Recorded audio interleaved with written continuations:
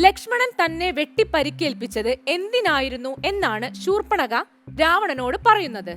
A. തന്നെ വിവാഹം കഴിക്കാൻ അപേക്ഷിച്ചതുകൊണ്ട്. ബി. സുന്ദരിയായ സീതയെ രാവണന്റെ ഭാര്യയാക്കാൻ ശ്രമിച്ചതുകൊണ്ട്. സി. സീതയെ ആക്രമിച്ചതുകൊണ്ട്. ഡി. ലക്ഷ്മണനെ വരിക്കാൻ ആശിച്ചതുകൊണ്ട്. Your time starts now. മോന് രാവണനോട് പറയണതാണ് കേട്ടോ.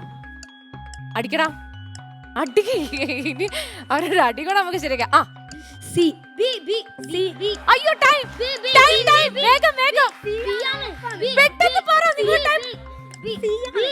നിങ്ങളൊരു സമവായം ഉണ്ടാക്കണം. നിങ്ങളൊരു സമവായം ടൈം പോയി പെട്ടെന്ന്.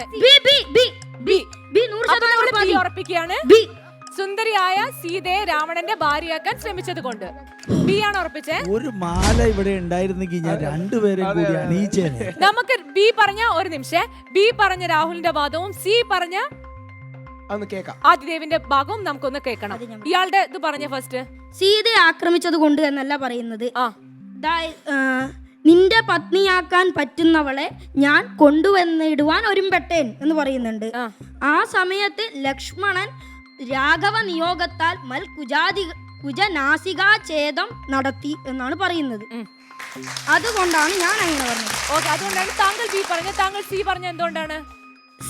ശൂർപ്പണഖ എന്ന അവളെ ഛേദിച്ചത് കൊണ്ടാണ്. അല്ല, ശൂർപ്പണഖ സീതയെ ആക്രമിച്ചത് കൊണ്ടാണ് ലക്ഷ്മണൻ എതിർത്തത്. ശ്രീരാമൻ തടുത്തപ്പോൾ തന്നെ ലക്ഷ്മണൻ അവളുടെ നാസികയും ചെവിയും ഛേദിക്കുന്നുണ്ട്. അത് വസ്തുതയാണ്. അത് വസ്തുത തന്നെയാണ്. അപ്പോൾ അവിടെ ഛേദിക്കുന്നുണ്ട്.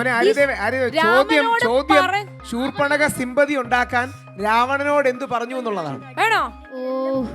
അതാണ് രാഹുൽ മോൻ പറയുന്നതിൽ അപ്പുറം കേക്കരുത്. രാഹുൽ മോൻ പറഞ്ഞ ഉത്തരം ശരിയാണ്.